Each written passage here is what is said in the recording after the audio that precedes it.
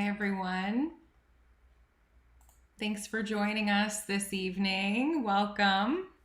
We just have a few more people that are just being admitted, and we'll go ahead and get started. My name's Melissa. I'm with the Development and Alumni Relations team, and I'm so happy to be here with you this evening. I'd like to welcome you all to our second annual celebration of Earth Day. And today's Stamps at Home will focus on sustainability from farm to studio. Our panel will be moderated by our great professor, Joe Trumpey, who's the Associate Professor of Art, Environment, and Natural Resources, as well as the Director of the Sustainable Living Experience. A little bit more on Joe. Focused on integrating studies of the natural world with art and design, he has a long and eclectic professional history as a medical illustrator, a design consultant, and educator. From designing and constructing his own straw bale home to running a study away field sketching course for Michigan students, all of his work revolves around the central theme of interrogating mankind's relationship with nature. To learn more, check out his website at jtrumpey.com. And without further ado, I'm going to pass it over to Joe so we can jump right into this great event. Joe? Great. Thank you, Melissa. Happy Earth Day or Earth Day Eve, everyone. Thanks so much for being here. Thank you. Big thanks to Melissa for organizing this. It was really cool that we were able to do our first event last year. I mean, I think COVID has been really rough on us, but there's been a couple of good outcomes. And I think one of them is that it's become easier for us all to get together online through these Zoom meetings and be able to talk with each other and share stories. And that's what we're going to do tonight. Last year, I would also say a good outcome is closing down streets to traffic and having restaurants and eating in the streets. That's also a good outcome. The other stuff we could talk about. But last year, what we did was we pulled in a few of our art and design alumni that work in the field of sustainability and had a nice conversation. And this year, as Melissa and I were talking about things, we have this new program that's coming up that we've been running for the last year and a half here that's actually creating sustainability cords to honor students that earn points on campus in the sustainability realm. So I thought what I would do first here, I don't have a very sophisticated visual narrative here, but I'll show you a few slides just to kind of give you the elevator pitch of what the project has been. And then our panelists all have had different roles to play here. So everybody's seeing my screen okay? Great. So these are the cords that we're making currently. So this semester, next week is graduation. So Alex will share with us how many cords we're distributing for commencement next week.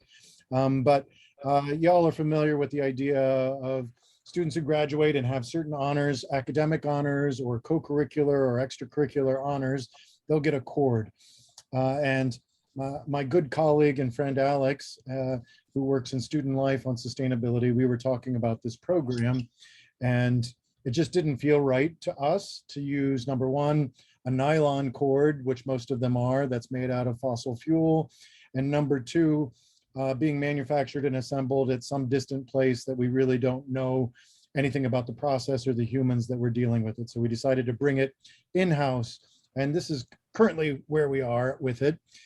So Alex has been working with a team of graduate students and himself and in his office to come up with the framework, the scaffold for how you earn the cord, earning points. He'll share some of that story and how that goes down from beginning to end. But first iteration, there's Sherry Smith with us and one of my SLE students. SLE is the Sustainable Living Experience. So it's a residential first year living learning community. And the first year we did this, we didn't have wool on hand. So we used raffia, which is a natural palm fiber, which can be pretty sustainable, but we couldn't really vet the sources that it was coming from. But the nice thing about it is it takes dye really well. And we had students then take the raffia cords and we developed a 5 plated braid. And we had students on campus. It was still very much COVID, so working outside and braiding to make that first iteration of cords. The second iteration of cords, leaning into some of my experience working with wool. I've been raising sheep for over 30 years on my farm, and am familiar with some of the woolen mills and wool culture and sheep culture in the state, which is where John and April Zeilinger come in. But worked with them to source some already spun yarn, and then worked with the botanical gardens to collect goldenrod to do a natural dye for some yellow cordage. We grew some indigo at the campus farm for part of a collaboration on a shared dye garden, which Kit Parks will talk about. And then we actually did some hands-on dyeing and processing of that yarn. And there you can see the goldenrod, indigo, and natural that spins together to make that three piece cord. So that's kind of a quick summary of what we do. And we host these events at the ends of the school day and have had dozens of people show up to help assemble these things. And that's part of the nice story here, is having younger students thinking about, resilience and making things and honoring older mentor students. So it's really a nice closed loop, not only to think about materials and material culture, which we'll dig in deeper, and how do we source sustainable materials and know a story about fiber sheds and wool and dye, but also the people that are involved in the manufacture and making of these things. And next year, we're taking this up a step further, and we were able to use some funds and buy a couple of spinning wheels. And Mike Vitale actually helped us laser cut some drop spindles. So we have a bunch of drop spindles. And instead of buying yarn from Zeilinger's this year, we bought some nice roving and are getting students to actually spin some of the yarn that will be used for the cords next year. So I think that's a really quick whirlwind there to give you an idea about what the process is, what we've been doing. And with that, I'm sure you'll have questions, but I think we'll just kind of move through the team here, let them introduce themselves to y'all. And if you have questions, you can pop them in the chat. We're going to spend 40 minutes or so talking this through, some Q&A time at the end, 15 minutes or so. So that's kind of our plan ahead. So first, why don't we start with you, Alex? So Alex Bryan, if you wouldn't mind introducing yourself, Alex, and telling your role and talk about the program as a whole, please. Yeah, thanks, Joe. And forgive the voice. I'm fighting a pretty nasty head cold this whole week, so I'll do my best to remember all the things that we want to share. So I'm Alex Bryan, use he, him pronouns. I'm a mid-30s white male with a mustache and a cap on this afternoon and a kind of a checkered pattern shirt. So I have a role as sustainability programs manager within student life, and I've been at the university for about 5 years. And in that role, I've dabbled in a lot of our sustainable food work on campus, whether that's partnering with Campus Farm or leading the sustainable food program, and now have a role to think more broadly about sustainability across student life and have the lens of thinking about our operational spaces and how to make them more functionally sustainable, and then live into how do we shift our campus culture, staff and students, and provide opportunities for students to engage in experiential learning and leadership development broadly in those ways. I have a background in food and farming and have owned a 4-acre farm in Detroit, which we recently sold and is now Detroit Farm and Cider with a good friend and business partner, and I've worked in food insecurity for a long time before this, and sort of take a more community organizing mindset to the sustainability work that is often thinking more about technical expertise and light switches. I think about the human side of that, and I'll leave it there. Mm-hmm. Great. Could you maybe elaborate on how you earn points, how we kind of got the system together of earning, and maybe share some stats about how many students have earned the cords, et cetera, benefits of earning the cord? Yeah, so there's both a great article that went in the chat just now from Michigan Daily, and I'll throw in the link to our page on the Planet Blue sustainability website that talks a little bit about the eligibility. So Essentially, we created a program that was intentionally focused on curricular and extracurricular activities. So thinking about all the different ways that students might get involved in sustainability. Some of that might be, this is my degree, this is what I want to do. Some of that might be like, I'm in school of music, theater, and dance. I'm not studying sustainability as my thing, but I have an internship at the campus farm. I work with student life. I hands-on volunteer at the Maize and Blue Cupboard. And we wanted to find ways to reward and recognize that sustainability comes in all shapes, sizes, and forms, right? Whether that's what you're studying or that's what your interests are outside of that space. This year we had 281 students apply, 30 for winter semester and 251 for this sort of spring graduation right now, which is a big jump. We ran a pilot that first year. We had about 110, 115, which I'm glad it wasn't anymore, because I'll tell you that 5-strand braid, Joe, if you remember it, was about an hour and a half per cord.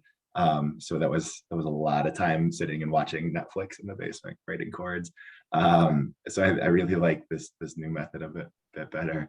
And the students, I think it's been fun to see the mix, right? So we have a couple PhD students, we have folks from school of social work and master's degree programs, and then in undergrad. And it's a mix of, about half of the students or so are sort of a sustainability focused degree. The other half are not, right? Like, it's School of Nursing, it's social work, it's elsewhere across campus, which again shows the sort of depth and breadth of when you take a more human approach to sustainability, you end up getting a lot more interest and I think seeing more folks being involved. Yeah, for sure. I mean, I think that's one of the really nice outcomes of us taking this on as a project, is that, it's kind of mentorship that, the older students that are graduating and earning the cords, there's younger students thinking about and visualizing themselves, a year in the future or 2 years in the future. And, just that idea of maker culture and caring for each other. I mean, it's a group of students that, clearly care about the planet and other things, and getting them to really think about their community and care for their community in this way is, a tiny little thing, but it's a nice outcome. Yeah, and I just would add that, it's been fun to integrate some sustainability into orientation. And so at the end of orientation, there's a little commitment. Like, I pledge to do these things to help promote sustainability on campus during my next 4 years.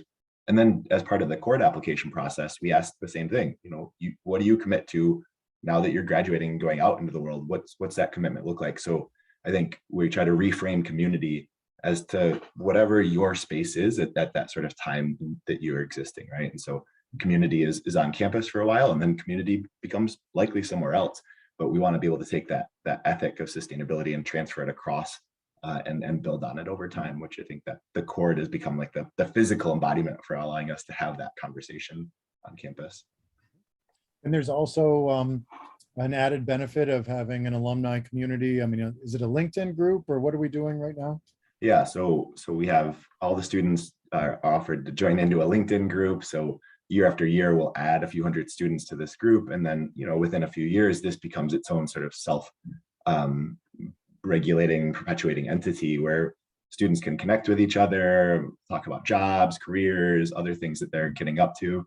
It also allows us to be able to touch base with those students and just say, like, hey, like, here's what's going on campus since you've been gone. This is what we got up to this last year. This is the exciting news. Here's how we're pushing, or here's how we need your support to continue to move the needle in sustainability too. So, Right. Alex and I were both involved in the President's Commission for Carbon Neutrality, and I co-chaired a subgroup on campus culture and communication. And one of the things that we're really interested in, and Alex, in student life, is how do we pivot student culture on campus for more involvement, more awareness, more hands-on, that carbon neutrality is more than just the spreadsheet of getting our balance sheet to zero emissions or zero balance on carbon, but how do all of our citizens understand what that means and participate in it? And so we see these cords as kind of a piece of that puzzle of getting students to be, paying attention, but also, participating. Yeah, and one piece to add to that, Joe, which I'm glad you mentioned, is that, I think the climate crisis that we're in and thinking about trying to achieve carbon neutrality, it's heady, difficult, deep stuff. And we see issues of like climate change anxiety or eco anxiety increasing, right? Especially as the younger ages come up, like that's top of mind. That's the future. And so when we're presented with such a difficult task and potentially catastrophic future ahead of us, finding ways to find joy and meaning and purpose in the near term, and while contributing to a community and creating a community, I think is extremely rewarding and absolutely one of our strategies for helping to work through that anxiety by giving us something tangible to work on, right? Whether it's the chords or some of the other work that I think happens in the arts and humanities space, separate from sometimes engineering, is putting your hands in the dirt and connecting to soil, connecting to people. And so it all fits into that bigger scope of the work that at least I know we're really excited about. And I think many of our students are, as evidenced by nearly 300 of them this year, applying for the chords, right? So yeah, right on. Great. That's a great start. Thanks, Alex.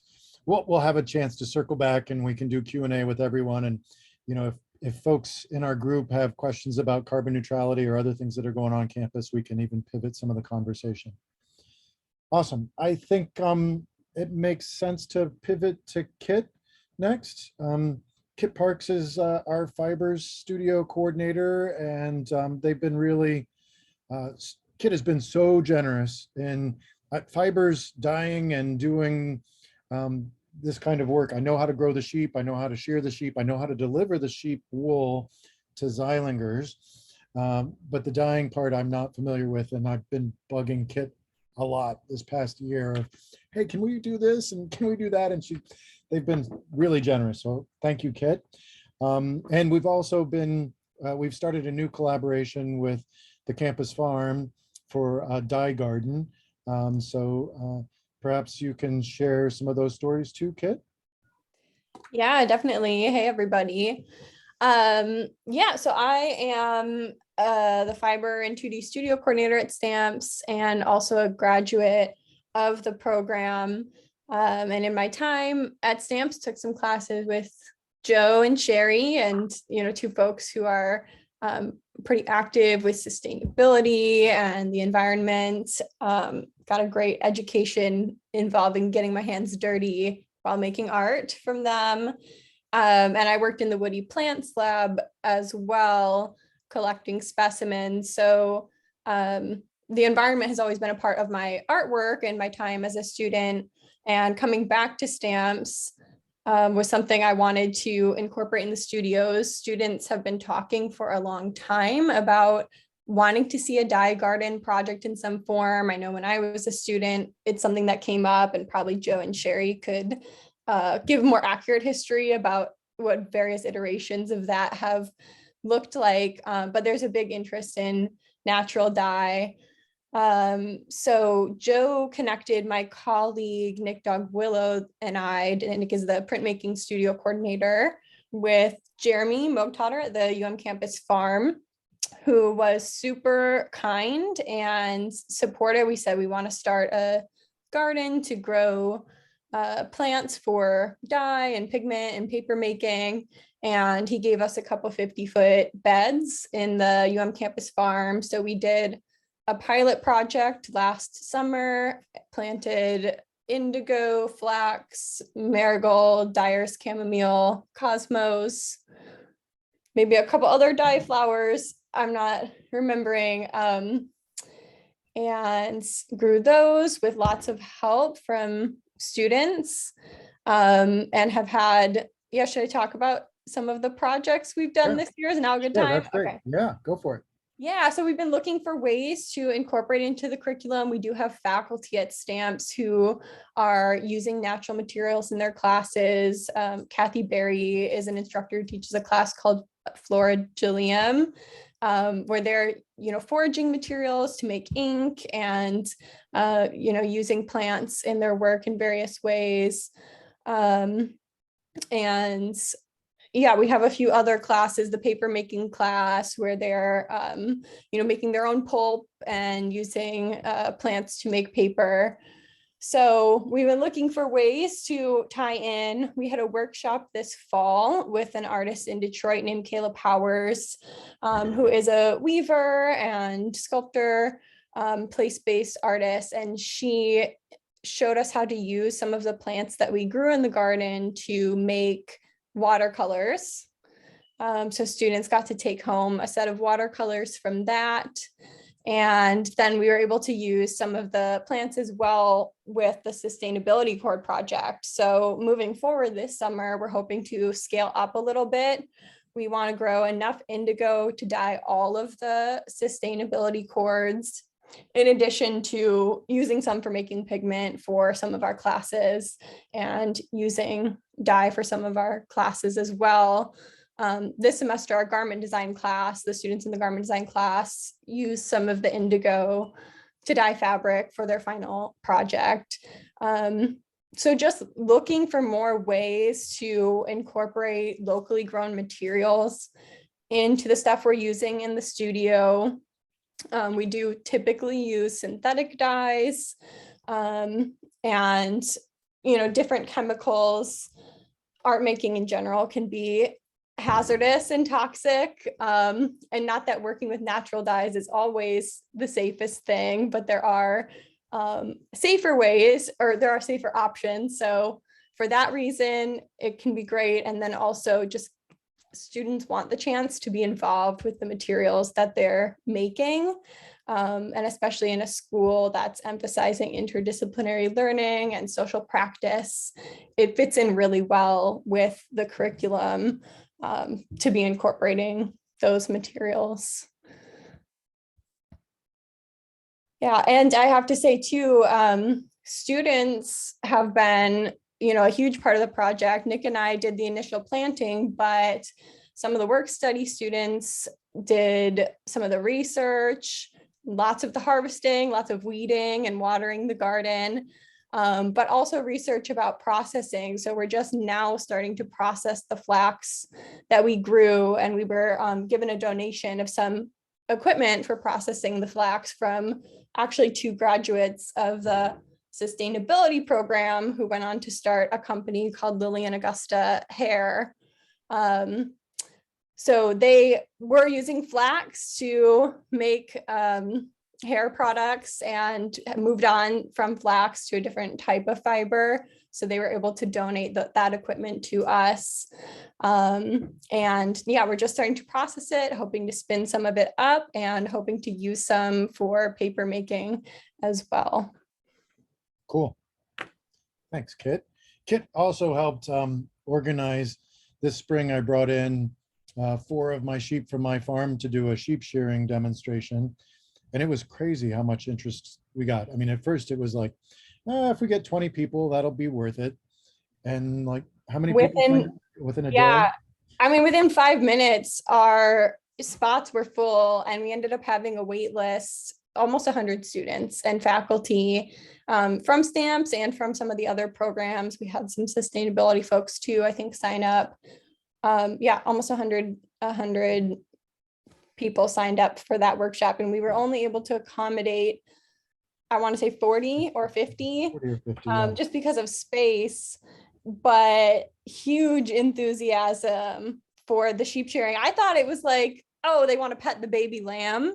But actually at the demonstration, I was surprised how many students did have some background about it and had, real deep questions actually about, how they could maybe do it themselves and about wool. So there is some genuine interest for sure. And I know next year we're hoping to do it a little bigger. Yeah, it was really cool. I was amazed. Those are the only 4 sheep I've gotten shorn so far this year. So oh my gosh. So there's still a chance for me to get my hands on. For sure. And the baby lamb was, there was a bottle baby lamb that I brought that was a big hit, of course. But yeah, I was amazed at the interest. It was great to see. I told the associate dean that I should stop teaching all of my other stuff and just start a sheep major, and we would have a wait list. It could work. All right. Thanks, Kit. I think it makes sense to pivot to Sherry next.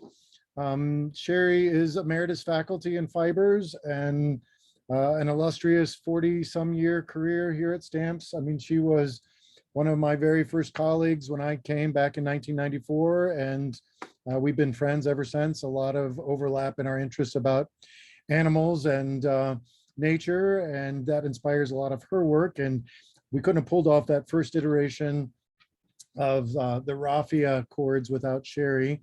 So we thought it'd be great to have her in with us today too, to talk about some of her work and you know, her ideas about sustainable fibers and dyes and sheep and the like. So Sherry, you want to share a little bit, please? Well, I've done many kinds of work in the time I've been at SAMS, and currently I'm doing pieces having to do with astronomy, and there's nothing sustainable about them. They're made out Well, you're using fabric that's, yeah, you know, secondhand. So there's that aspect. yes, that's true, except that it's new secondhand. It's not old clothes ripped up.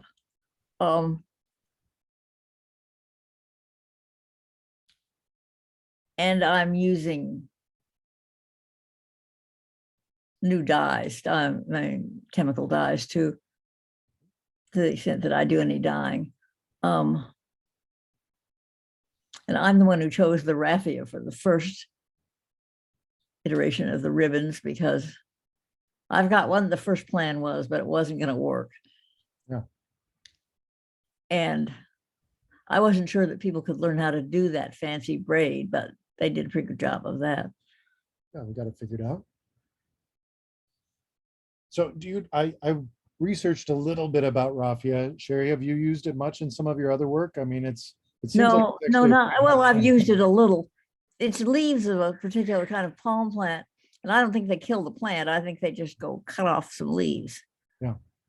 Yeah, most of it comes from Madagascar. I looked up, there's about 16 different species of raffia, and the fact that you don't harvest the whole tree does make it more sustainable. There's cultures in Africa who've worked completely with raffia, really, to do their weaving, and apparently they don't believe in tying knots in the stuff, so they can only make pieces as big as typical raffia leaves are long, but it's quite beautiful stuff. It has a nice sheen to it, and you work with it wet to get it limp so you can handle it. It's quite nice stuff. It's good for all kinds of things. Yeah, I was amazed to see some of the woven goods actually making garments out of it, and it was pretty spectacular. I was surprised to read, though, that there are folks making synthetic raffia out of fossil fuels. Rayon. Well, I think they make it out of rayon, actually, Rayon. which is Yeah. cellulose fiber. So Yeah. it does have the advantage of being coming in endless quantities, not in 2-foot lengths. Right. So there are certainly things and it can look quite a bit like the real stuff. Right. Great. Okay. Well, thanks, Sherry. We'll circle back, and I'm sure we'll have some questions about the Fiber Studio and what you're up to in retirement and your maybe your astronomy pieces and the like. So now I think maybe we'll pivot to the Xylingers. April and John are owners and operators of the Xylinger Woolen Mill up in Frankenmuth. And maybe you all can start by just kind of talking about the business and all. And, you know, I think one of the things that we're pivoting about being able to do local sourcing and thinking about local economies and bringing up the idea of what a fiber shed is.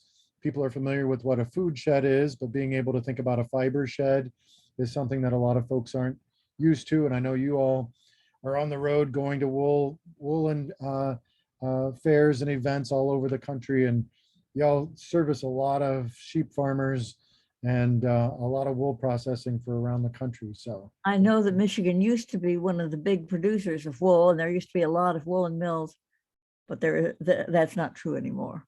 yeah, there's still those two in Frankenmuth and a few others too. She's right. We are far and few between. And there's a different category of mills now, and we call them mini mills, and then something our size, we're very niche, and then you have your bigger corporations, which now are pretty much China, Italy, India, and Mexico. And the bigger spinning mills around here are few and far between. Well, anyways, I'm John Zeilinger. I'm the director of manufacturing, and I've been dealing with natural fiber and have had the pleasure of working with it since when I was born. I mean, my parents were doing this from the start, and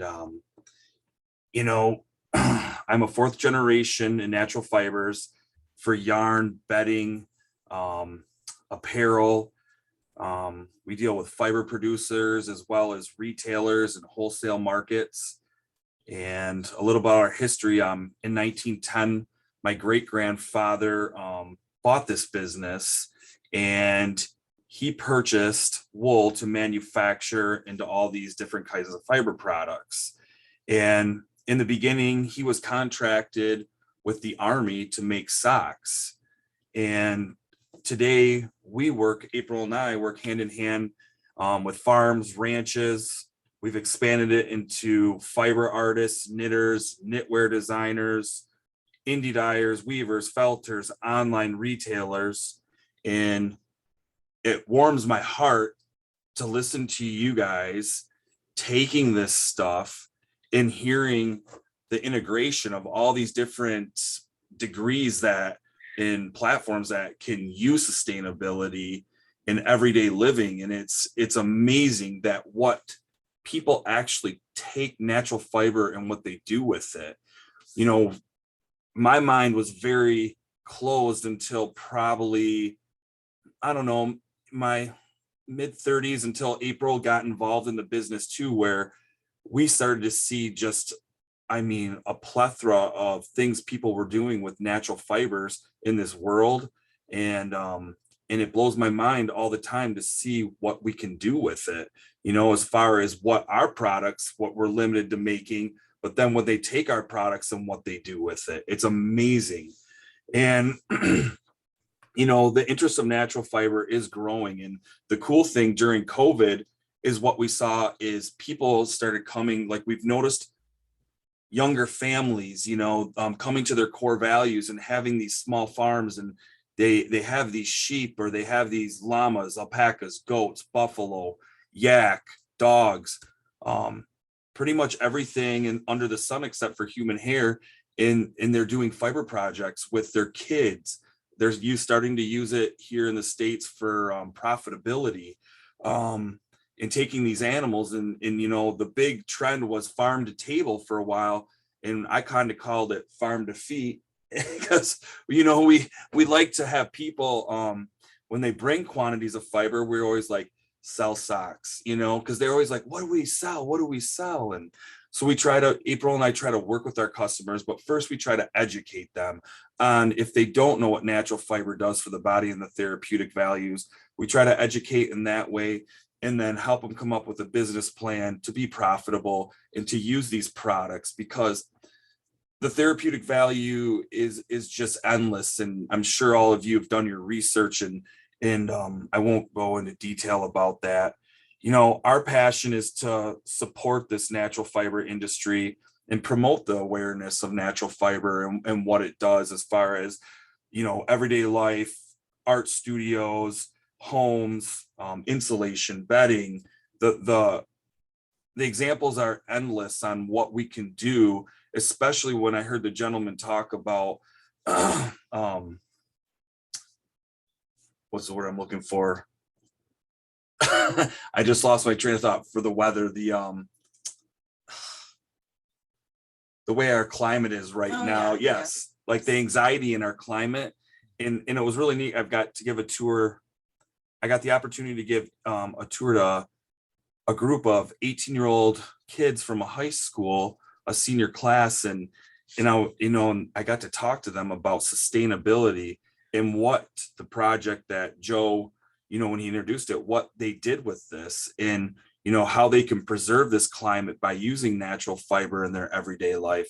When I was in my 20s, I'm 41, when I was in my 20s, I didn't see a lot of people in this kind of industry at that time. Even in my 30s, it was just something that didn't happen. And now we're seeing a huge comeback, and it just warms our hearts to listen to all of you and see this.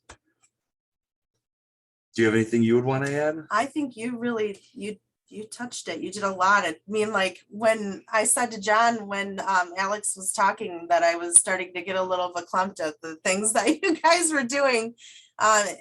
It's so empowering. And John's right. We do see a lot of younger people now that are coming, new producers. I'm on the board for the Michigan Sheep Producers Association. And so I don't have sheep and we only process wool, but be able to hear their voices of what they're doing and to be able to communicate with them is really helpful. And then also, I just got a seat on the American Wool Council. So through the American sheep industry, I'm hoping to learn more to bring back to Michigan to be able to, sustain our sheep farms, because what Sherry said was we did have a lot of mills. There still are quite a few in Michigan, but our industry, the sheep industry in Michigan, is one of the top leaders in the United States. We have a really great program, a really great board of directors, and the program does a lot of work in the sheep and wool sector of that. So we're really proud of that. And John and I are really proud to work with everyone that we do and across the US.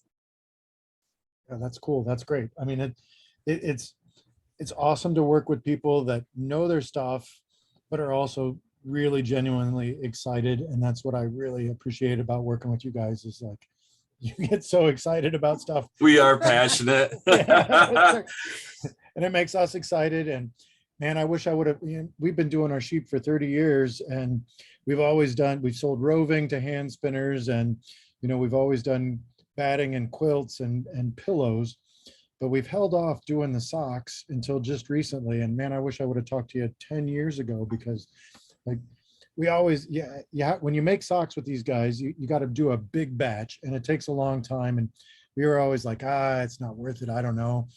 And then we got back this first batch of socks, and it was like 280 pairs of socks. We're like, oh my God, how are we going to sell 280 pairs of socks? But they were gone in like a month. Like they just were, everybody loves them and wants them. And, I think that idea of, farm to feet, understanding local food, understanding your local fiber shed, being able to know the story about the humans that are involved with the animals and the land and the manufacturers and the processors. So these guys, Zeilingers, works with, 4 or 5 different sheep or sock mills? Yeah, the knitting mills we work with here in the States, and everybody that we subcontract to, all the yarn that we subcontract to, it's kind of neat. They're all family businesses. And there's one in Minnesota, one in Colorado. There's one in New York. We work with a lady in Massachusetts. We have spread out internationally. April and I we network and do some resourcing with people in Canada and businesses up there, and some weavers. And it's a really neat thing where, recently, what is their program called in Canada? What's that program? Jane's program? Yeah, Jane's. Oh gosh, you put me on the spot. Yep. I can't remember what it's called. Anyways, what they're doing and They're what advocating for wool usage in Canada. Yeah. And it's something that April, probably being on the board, will probably bring into the States here, of saying, what people aren't educated enough on what the possibilities are with natural fiber. Yeah, right on. No, it's great to see it, people appreciating it. And I think it's some of my students are in the audience here, former students and current students, which is great to see. Hello, everyone. But one of the things we talk about, I always start my environment courses with food, because it's been drilled into us about, you are what you eat. And it's pretty easy for folks to start to understand, that there's a good tomato and a bad tomato and what that is. And then we get deeper about, what a good pork chop is versus a bad pork chop. And we raise rare pigs. And, if there's one thing you should give up, I'll soapbox for a second. It's Earth Day, people. Give up commercial pork. It's a cruel meat. Find a local producer of ethical, kind pork. It's a big difference. But then once you start to understand, that spectrum of whatever, and you start to pay attention to tomatoes and pork chops, then you start to ask questions about your socks or, the clothes you wear. And, your stomach starts to turn when you see, socks for sale for, $2 a pair, or, where are they coming from? Who's involved with that? How are they making a living? What are their animals treated like? What's the air like? What's the water like? What's the soil like? And it's a completely different thing than being able to close the loop on that story and be able to say, like, here's a pair of socks. I can tell you stories about, the animals, where they came from, how we did the shearing, how the wool went to these guys in Frankenmuth. They're cool people. They did this, that went to Minnesota, and it came back to us. Yeah, the story is everything. And every customer that we deal with has a unique story and a unique niche to the name of the animal and how the animal was born, and their kids helping that process to that final product, and all of the things and people that they met along the way. The story is a beautiful thing, and people are passionate about this, and it's great, and we love it. Yeah, right on. And that's exactly the story with these cords, that we want a good story, to go along with honoring the humans that are part of our community, that are doing good work to change the community. It only makes sense that we do, something that's really deepful, meaningful, and connective. So thanks, you guys, for being part of this today and the work that you do. Kind of last on our group here is a current student. Ellie is first year undergrad. She's from Muskegon. I got to know Ellie right away last August. She's a member of the Sustainable Living Experience, which is my first year living learning community that lives over, if y'all are familiar with Ann Arbor, many of you. This community lives in Oxford Housing, which is over on Oxford Avenue or Oxford Road by the Arboretum. So right now it's about 25 students. They have a required seminar that they take with me in the fall and the winter. Any major is welcome there, but Ellie happens to be a dual degree student doing a degree in ecology and evolutionary biology, so EEB, and art and design. So Ellie's been in the seminar, but also getting her foundation work taken care of here at Stamps this year, and is coming back as a peer mentor next year. So I'm sending her home with one of these drop spindles that we made and a bunch of roving so that she can become a pro at drop spindle work to be able to mentor next year's group. So hopefully I didn't steal your whole story, Ellie. You got plenty more to say, but Ellie, why don't you go ahead and tell us some more about yourself and things you're doing and how it has been being a student involved. Yeah, of course, there's a plane flying overhead, so I'm glad that you talked a little bit longer, so that helped me out. Yeah, like you said, my name's Ellie. I'm completing my first year. I'm currently in the process of becoming a dual degree student, so I'm on track. That's how my schedule is done. Yeah, I was a part of SLE this year, and it was a really, really good experience. It definitely helped me to sort of get my priorities straight, I guess you could say. And connected me with the community, which I think is a really important aspect of sustainability, is finding a community to interact with, because it can definitely be sort of lonely if you don't know anyone else who is passionate about the same thing as you are. Yeah, I don't know what else to say, I guess. Want to share some about your work? I mean, what brought you to Stamps? Some of your interest in sustainability? Tell us some more. It doesn't have to be about the cords necessarily, but yeah. I guess people always ask me when I tell them the two majors that I'm doing, they're like, why are you doing that? But I think that art is really important because it helps to condense science sometimes, or like things that people should care about, and it delivers it to the general public in like a digestible way and something that they can really get excited about. Whereas like a 13-page dissertation on like, you know, whatever, like even like the ICC report or anything like that can be really hard for the public to get interested in or care about. So I think art is really important. And I don't think that art and science are separate things. And definitely when it comes to the environment, they're not separate things. Because it takes a lot of creative solutions and then also actual science to get us there. So I guess that's kind of the angle that I am taking. And also just generally, they're two things that I'm very passionate about. So couldn't give up one for the other. Yeah. And like you said, this summer I'm going to be doing the drop spindling and I'm taking home a bunch of wool, and hopefully next year I'll be able to teach some other students how to get involved with that. Right on. Thanks, Ellie.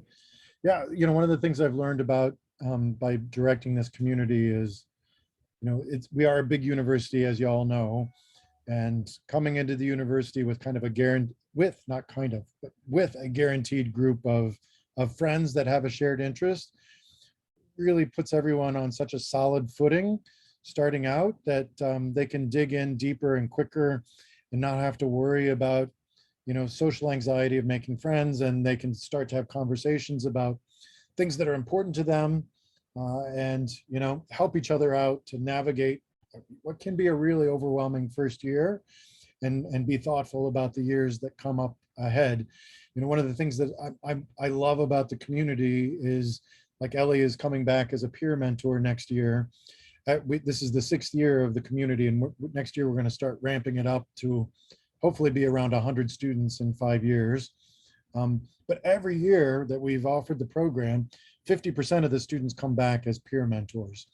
So the fact that they care so deeply about the community and each other is, you know, a really beautiful, inspiring thing to find those kinds of pockets on campus. And I think, you know, that's the kind of values that make this Chord project come together and make the Chord project, you know, this interesting story.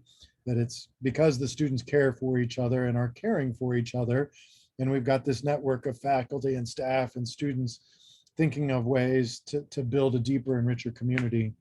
Things are moving in a good direction, which is super helpful in these, like I said, it's hard to navigate. Yeah, go ahead, Ellie.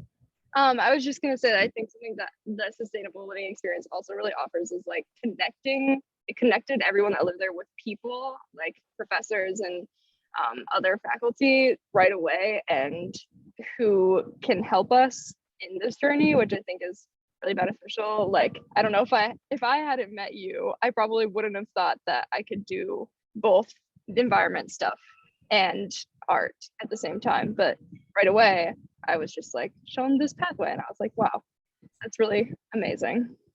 That's great. Well, thanks, Ellie. I'm glad it's going well. 1 year down, check. 3 more to go. All right. Well, I think we've all of our panelists have had a chance to talk a little bit now. I think maybe we can open it up and see if any of you have questions to dig deeper with each other, or if we didn't cover something, we can circle back. We've got just a few more minutes, and then we can start to open it up to the folks out on Zoom, and we can kind of segue into some Q&A. But first off, I mean, did we miss anything? Anybody want to circle back and discuss anything? Doing okay.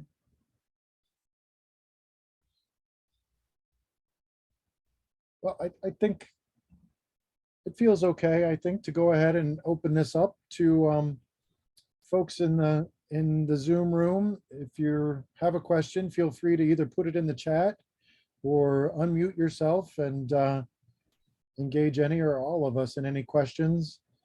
And it doesn't necessarily have to be focused on the chords. It could be about, you know, Sherry's work, sheep, fiber studio, student life.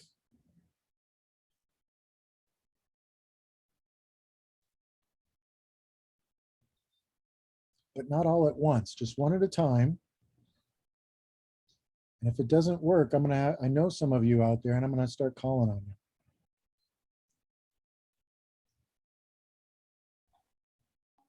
while folks are thinking, I'll just offer that I know our long-term goal is, Joe, you and I have talked about is having some sheep on campus, right? That we can shear, that are grazing on campus grass, that are that we can then spin to turn into the cords itself and kind of close that loop a little bit. And Ellie, you're really going to have to practice hard this summer at that spinning wheel, because it's a steep learning curve and is going to take a little bit more time than I think we estimate to get that much yarn. So while we're really excited, I think we can showcase these closed loop systems on campus and work with a broader community such as Zeilinger to keep that system resilient and at scale to be appropriate for what we're trying to do, which I think is kind of a fun both and that we're trying to straddle quite often in a lot of our work and sustainability. Yeah, right on. Yeah, I think scaling up next year, Alex, I think we'll probably have one hand spun cord out of the 3 to start us with until we build capacity in the spinning realm. But yeah, thanks for bringing up the sheep on campus. That's definitely a goal. One of the goals I have for SLE, since it's such a small little area, next year working with buildings and grounds to have the community actually doing some of the lawn maintenance there, looking at ways that we can chip away at fossil fuel footprints on campus. And also kind of one of the things we all complain about are like the noise of the leaf blowers on campus and the mowers on campus. And wouldn't it be different if we had sheep doing some of that mowing, which I think we'll get there to do some demonstration to start out with. It's going to take us a little while, but in the meantime, having some students out with push mowers and, some solar charged batteries to do some battery mowing and some battery powered weed whacking to get the fossil fuels out of the picture there. But yeah, how we close those loops is it's a fun problem to be working on. And the students are excited to get engaged on it. And clearly, if we had a sheep major, we could have people shepherding and moving sheep around campus. But definitely minor in that. Definitely minor, right? Double major and a minor. Go ahead, Maggie. I'm glad you brought up the mowing capacity. The sheep, the community I used to live in brought in goats, and it was quite the sensation. But that wasn't my question. I was just wondering how on such a big campus have you spread the word about the cords, the program, the point system? What's the mechanism for getting the word out, especially with half of those students coming from all different disciplines? Yeah, I have an incredible intern, basically, right? So I'm able to hire some student support staff. Right now I have a grad student who's in school for environment and sustainability who had an undergrad degree in sort of business and business marketing. And so has just been able to let her loose a little bit on owning how we get that word out. But yeah, so I think a combination of, your news articles or trying to hit up the Michigan Daily to say hey, we're creating these cords. That's kind of a cool story, right? And then segue that into getting the word out. We contact and connect with a lot of the directors or support staff within each of the schools and colleges, right? So there's some sort of newsletter that goes out. Most folks are pretty receptive to adding it to their newsletters to students. And then we work really closely with another program that I co-advise called the Student Sustainability Coalition. And they're sort of an umbrella group or connector group amongst a lot of different student sustainability orgs and students on campus. They have a weekly newsletter, a pretty big social media following. And so we've been doing weekly spotlights series on some of the students that are part of the program, right? And putting it out on their social media and then sharing it broadly from there, which has been a really popular way. Hundreds of students are engaging with those posts each time they go out to because it's their friends, it's the people they see on campus. It makes it real in a way that is, I think, creating that community amongst each other. So yeah, it really is about that community word of mouth, and then just trying to get it out in all the little cracks and crannies that we can, because we want it to be highly accessible, right? It should be a really diffused program. There should be folks coming from all the different schools and colleges. So we'll see where we didn't get any folks this year, and we'll target those locations next year. Yeah. Awesome, thanks. There's piles of student orgs on campus. And I mean, what is there, Alex? There's something like 1,200 student orgs on campus, or? Yeah, something like about 1,600 or so student orgs, and at least 130 of those are explicitly targeted around some sort of sustainability, more traditional sustainability goal. And then if you open up to more, cultural sustainability or other avenues, then it expands pretty quickly. So yeah, it's a popular topic amongst students for sure. It is. And I think U of M, I mean, in my time here, we've learned a lot about how not to manage specific student orgs. They have to come from the students and be managed by the students, but if we can add a little bit of infrastructure, so creating these umbrella organizations to add some staff support helps keep them active and helps keep them, not ebbing and flowing too much, but to keep them at a steady level. We did the same thing with years ago when we were trying to get the campus farm established. There were probably 5 different groups on campus that thought they were the campus farm. So it was kind of like, the TV show, will the real campus farm please stand up? And like 5 different groups are like, no, it's us. So we had to organize this group that's called UMSFP, the University of Michigan Sustainable Food Program, as an umbrella to really facilitate conversations with faculty and staff in the room with the student orgs to help build consensus. So it's kind of a space that most people don't think about on the big campus, because it's, co-curricular, extracurricular, and what kind of support can the big university do? And certainly, I mean, it's amazing to see how much money the university makes available for student orgs. So like one of the bigger grants that is available for students is called a PIPSIF grant, a Planet Blue Student Innovation Fund grant. And that can get up to $50,000 to do a project on campus, which, I don't know any place else in the country that has 50 grand available for student projects.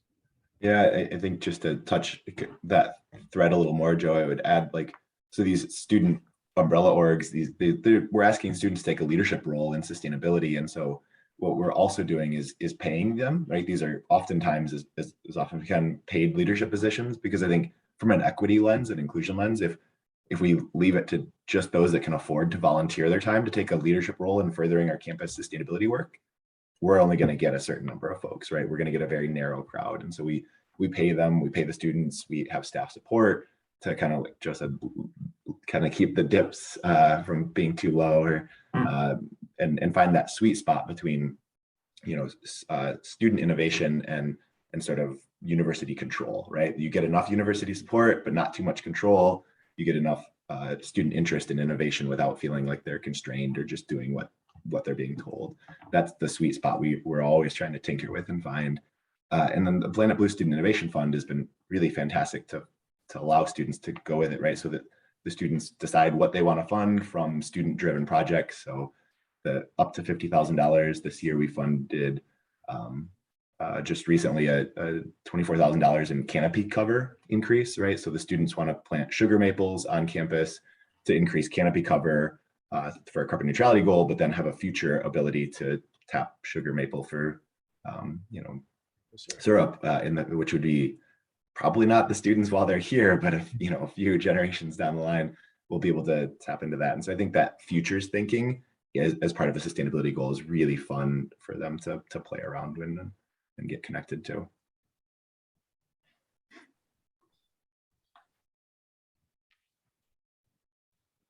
More questions, people?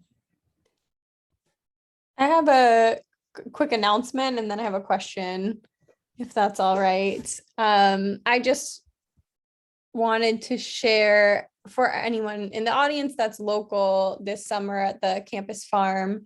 We are planning to have at least one workshop that will be open to the public, using the flowers or the indigo to do some kind of dye project, or maybe hapazome, which is leaf dyeing, kind of hammering the flowers onto the fabric, something like that. So if that interests you, keep an eye on the Matai Botanical Gardens and the Campus Farm pages, as well as stamps. I wanted to make sure I got that invite. And I did have a question, but I see there's one in the chat, so I'll let that question go first. Sure. It's from Dustin. Hi, Dustin. About wool-based projects other than the cords. I'm sure, Kit, you probably can address that about what's going on in the studio. I mean, I don't have any other student projects rolling right now on that is wool-based other than the cords. Yeah, so we do have a fiber sculpture class taught by instructor Annika Capitelli. And this semester they did wet felting. So they made some sculptures with felt. We did order the wool from elsewhere. And in the future, I would love to get it from Zeilinger or somewhere local. But yeah, they're felting with wool. We did just get those spinning wheels and there's student interest in those. So I think next year we'll be looking to incorporate that into the curriculum or have some kind of extracurricular workshop with those. And yeah, after that cheap shearing workshop, there were a lot of folks asking, when are we going to use this wool? Can we spin it? Can we weave with it? What can we do with it? So I do expect more projects in the future. Great, thank you. Question from Carolyn about considering Black and Brown communities are the most susceptible to food and shelter insecurities, what overlap in DEI and sustainability is being addressed. Alex, you work with the food pantry a lot on campus, and I think you probably are most able to answer what's going on with student life. Yeah, it's a great question.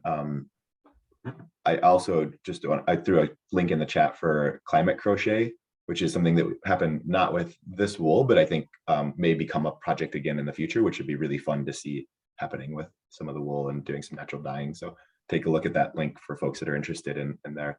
But yeah, to address the question on DEI and justice issues, I think,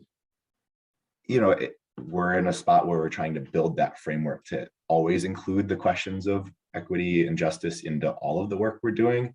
I know that can sometimes seem like a cop-out of an answer and don't want it to. I also think that, like, from the cords perspective, what students are allowed to count as points to accrue for their cord includes things like volunteering at our Maize and Blue Cupboard, which is a food pantry on campus, or working within some other groups and organizations that are not your typical or traditional viewed, like Joe said, a spreadsheet, light switch, kind of a focus on sustainability, right? So we're imbuing a culture of sustainability that is focused on both people and planet and making both of those groups whole, right? And so I think when we take that approach, all of our programming is always asking the questions of, like, all right, how do we make sure that everyone is included, has an opportunity, that justice and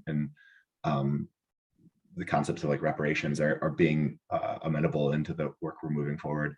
I think we're looking at things like large scale university power purchase agreements to buy renewable energy to offset our purchased energy that's coming in. We can ask the questions of, is that from a typical developer down the road, or is that from an indigenous community development that has, wind power? And I think those are the types of factors we're really working hard to engage into the work we do on the day-to-day basis. Maybe that's a good start to that answer, but yeah, it's a complicated, difficult question. But certainly U of M Housing has a pretty significant effort focused on DEI and their own DEI coordinator. The campus farm has a student DEI director. Actually, their first DEI director for the campus farm was a STAMP student who was a MDes student, Kisa Johnson, who was in that role for a couple of years during her graduate studies. So yeah, it's complicated, but trying to address it for sure. Yeah, and I'll throw in the chat, and I'll try and find the other one. There's a few different DEI toolkits that we work with students to think about how to integrate diversity, equity, inclusion into their student org. And then the students created one specifically for sustainability student orgs, and some strategies to make sure that as we do all of this work, that we're constantly reckoning with privilege in the spaces that we exist. I think the one that the students created for sustainability student orgs is really key in that it calls out having somebody in your student org whose role it is to focus on DEIJ. While it's everybody's job, if it's everybody's job, it's really nobody's job, right? And so having someone that can help hold everyone accountable to that work is really great.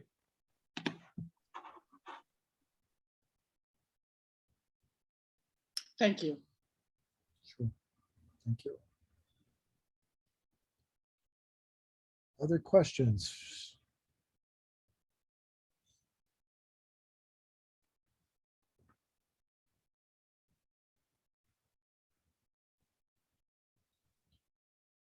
Well, I don't know where you all are, but spring has been very slow to come in Michigan. It's been cold, and this weekend it's supposed to be really nice. So hopefully everyone can get outside for Earth Day weekend and have some good activity. Melissa, you have anything else that you want to do before we wrap up here? No, I guess I'd like to say thank you to Joe for moderating our discussion for the second year in a row. Thank you so much. And to all of our panelists, thank you for taking the time to come and speak with us and connecting with our audience. The conversation really offers us an opportunity to come together as a community. And I just appreciate all of the time spent this afternoon. And I'll send out the recording of the event as well as some of the links that were shared. There are some really great articles that we shared in there that you can read about. And just thanks again for taking the time. And I hope everyone has a great evening, a great Earth Day tomorrow, and a great weekend. Awesome. Thank you so much, Melissa, for pulling this together. Yeah. Take care, everyone. Have a great night and go blue. Good to see some of you, even though it's just your name on your panel. Katie, Dustin, Jessica.